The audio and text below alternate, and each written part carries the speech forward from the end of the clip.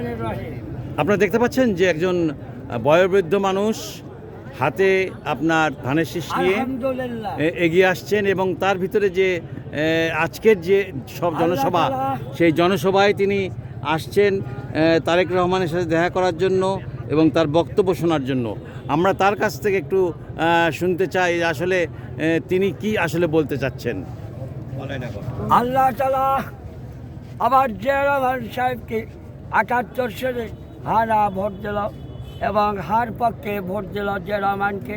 ফির আবার গণতন্ত্রের মাধ্যমে এবং সারা জনগণের এবং তাকে এবং সংসদ সদস্যকে তারা এবং এই ধানের শীষে ভোট দিয়ে জিয়া রহমানের হাত শক্তিশালী করেছেন। ৭৮ সালে তিনি হলো রাষ্ট্র জিয়া রহমান প্রেসিডেন্ট ছিলেন, ৮ বছর রাজত্ব করেছেন। তেনার পরিকল্পনা গ্রামে গঞ্জে সুন্দর পরিবেশ এবং বদ্ধ পরিকার করবে।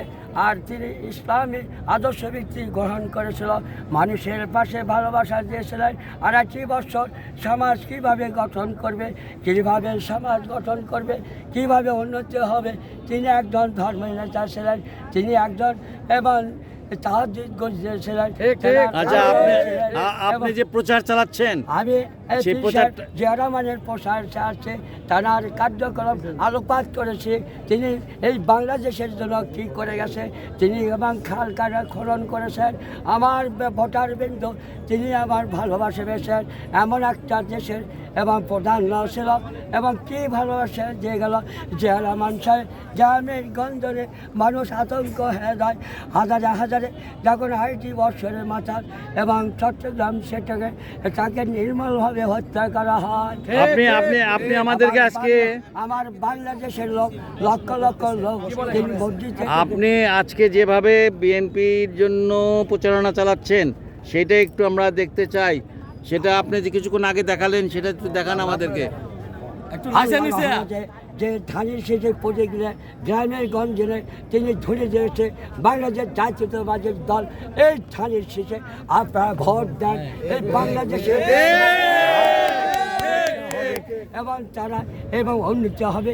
আল্লাহ তাদের মনে বাসনা পূর্ণ করে দিচ্ছে ভোটার বৃন্দ, যারা আমার হাতকে শক্তিশালী করে এবং পরে যাবে আশিতে রাজত্ব করলেন।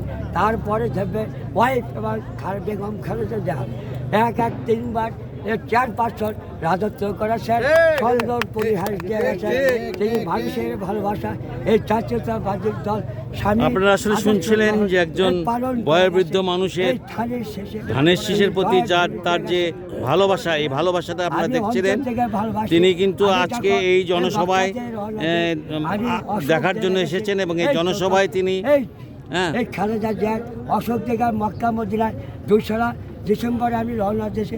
কাবা ঘর দিয়ে আমি বলছি আমার নেত্রী বেগম খালেদা জিয়া, আল্লাহ তুমি ইমানের সঙ্গে মৌজ দাও এবং দেশে এবং জিয়া রহমানের কোকো ভাই এবং তোমরা ঘোড়াঘাট এবং তাদেরকে জান্নাতে পৌঁছে দাও এবং বেগম খালেদার যে গায়েবের জানাজা আমি কারো বাড়িতে গায়েব জানাজা করেছি। আমি তাকে বলেছি তুমি জান্নাতবাসী হয়ে যাবে। আপনারা দেখলেন এই যে বয়োবৃদ্ধ মানুষটি, ইনি আসলে কোথা থেকে এসেছেন আমরা জানি না। এনার বাড়ি কোথায়? আমার বাড়ি জামগ্রাম। বেগম খালেদা জিয়া শিয়ালবাড়ি নির্বাচনে মালঞ্চা কলেজে এই রাস্তা। উনি কাহালু জামগ্রাম থেকে এসেছেন। এরকম অনেকেই এসেছেন যারা আপনারা দেখতে পাচ্ছেন যে এখানে মাঠ ভর্তি লোক। অর্থাৎ তার মানে আপনি বুঝতে পারছেন যে আস্তে আস্তে মানুষের সমাগম ঘটছে। 7:30টার এই জনসভায় আমরা দেখব যে তারেক রহমানের বক্তব্য শোনার জন্য এই মাঠে লোক ধারণ করবে এমন অবস্থা নেই।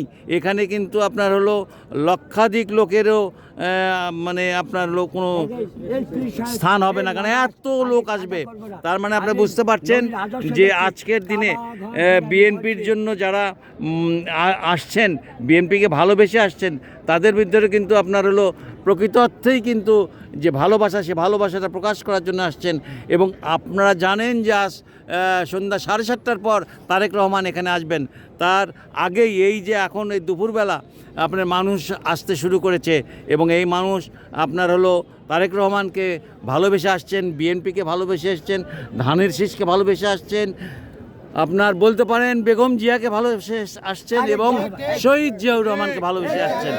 এই যে ব্যাপারটা, এই ব্যাপারটা কিন্তু আজকে আমাদের কাছে সত্যি সত্যি আশ্চর্য লাগছে। একজন বয়োবৃদ্ধ মানুষের কাছ থেকে আমরা যা দেখছি, ওনার বয়স 90-এর উপর হবে বলে আমি মনে করছি। ধন্যবাদ সবাইকে মানুষের কথা আপনাদেরকে স্বাগতম জানাচ্ছি। আপনারা মানুষের কথায় থাকবেন, মানুষের কথা শুনবেন, মানুষের কথা আপনাদেরকে মানবতার বার্তা দিবে। আর এই বাংলাদেশে এই করে জাতীয়তাবাদী দল ছাড়া কোনো ভোট নাই। সমস্ত বাংলাদেশে